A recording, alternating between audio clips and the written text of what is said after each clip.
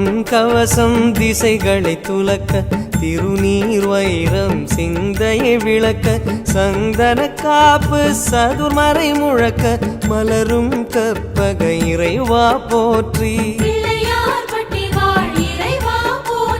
கலியுகம் காக்கும் கணபதி நாதா வலம்புரி நாதா அபயம் அபயம் அபயம் அருளும் இறைவா போற்றி